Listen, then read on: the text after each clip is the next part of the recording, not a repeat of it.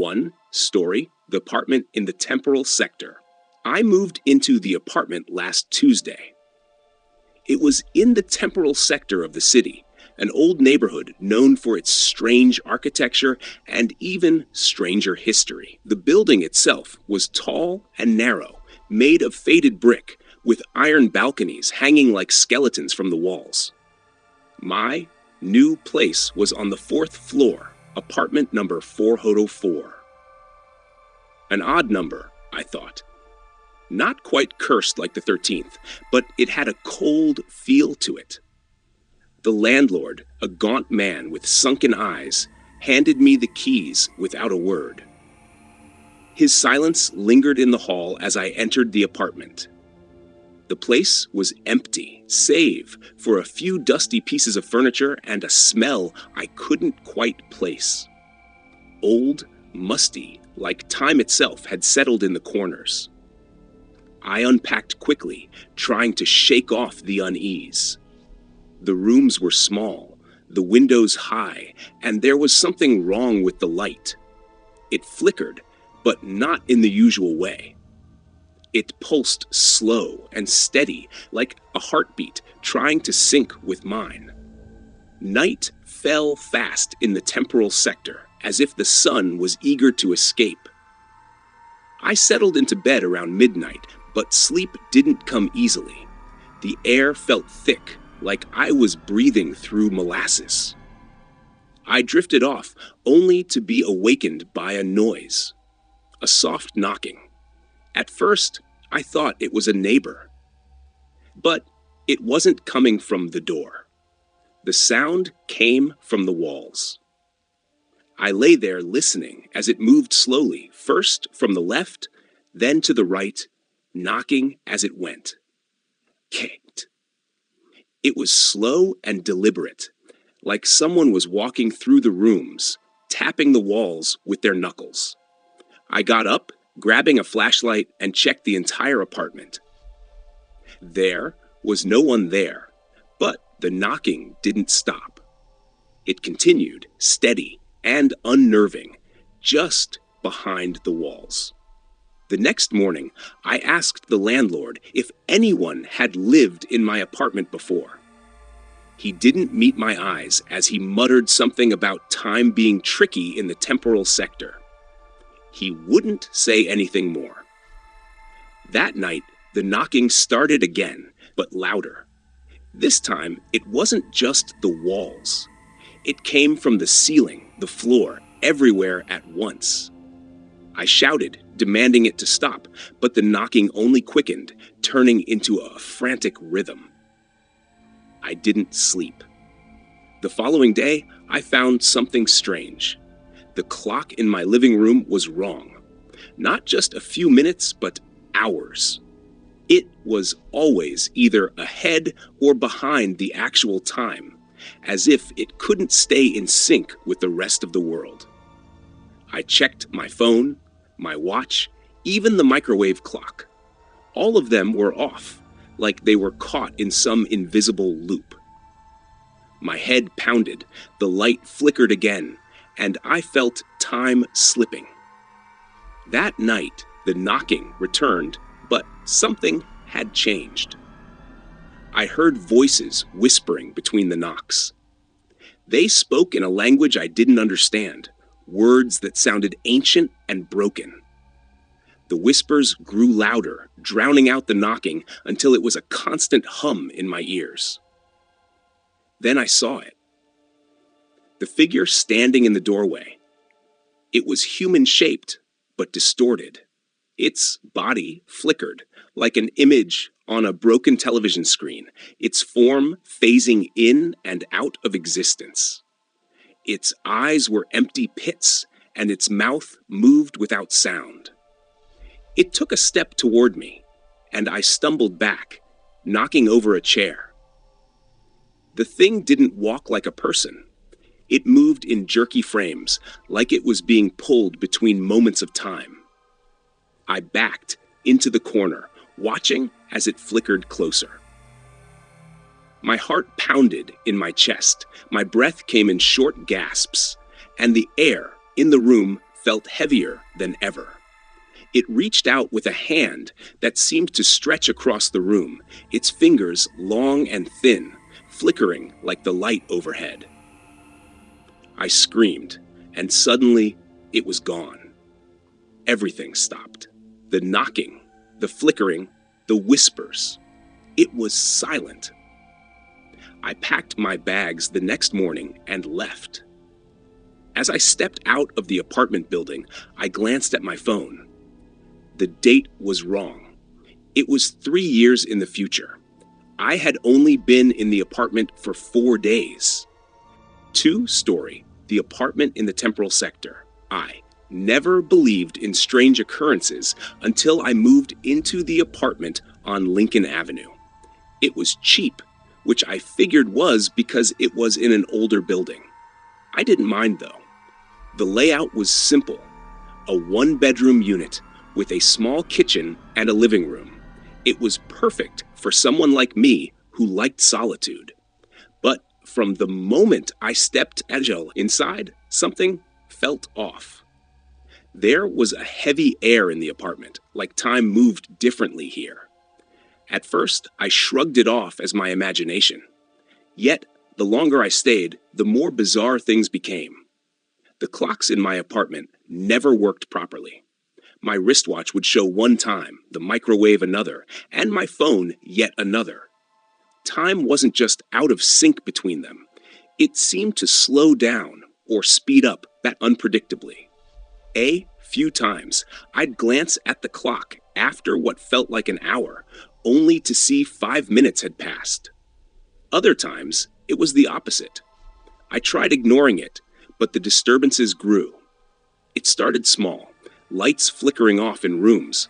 I wasn't in, or the refrigerator door being slightly open when I knew I had closed it.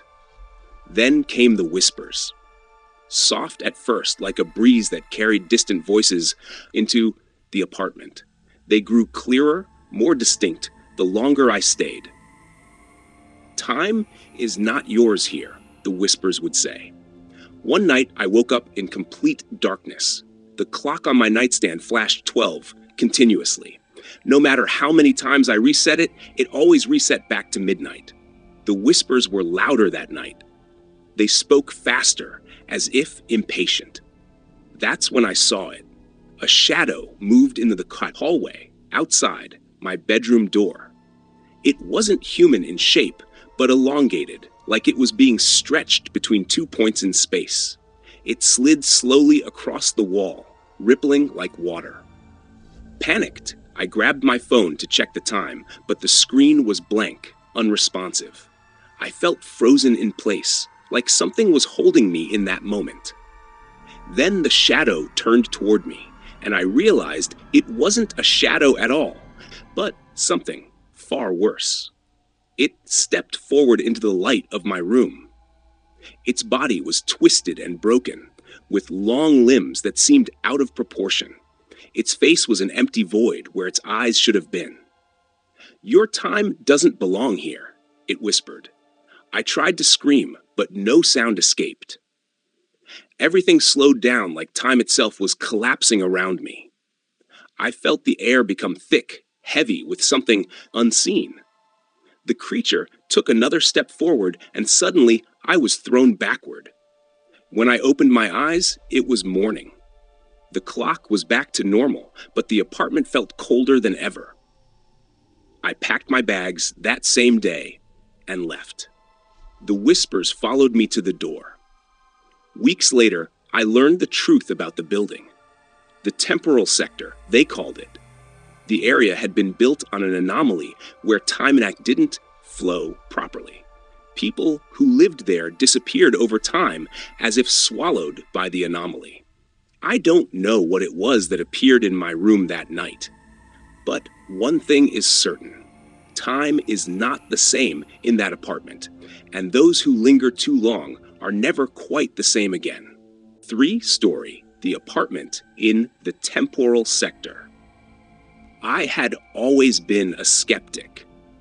People talked about haunted places, cursed buildings, but I never believed it. I thought it was just stories people told to scare each other. That was until I moved into the apartment in the temporal sector. The place seemed perfect at first.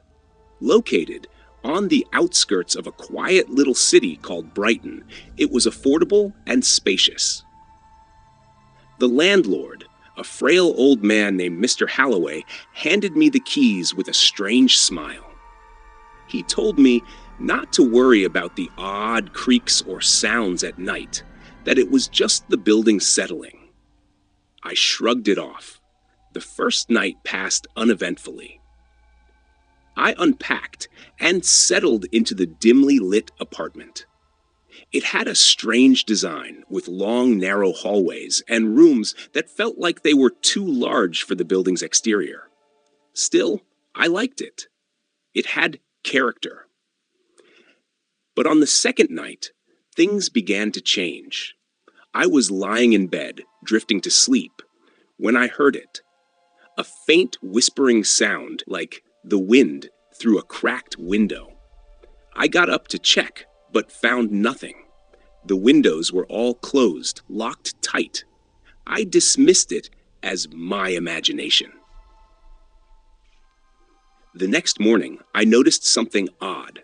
My alarm clock was blinking, showing a time several hours earlier than it should have been. I checked my phone and wristwatch. Both showed the correct time. Maybe it was a power surge, I thought, trying to ignore the growing unease. Over the following days, the whispering grew louder. It started happening in the middle of the day, echoing through the apartment when I was wide awake.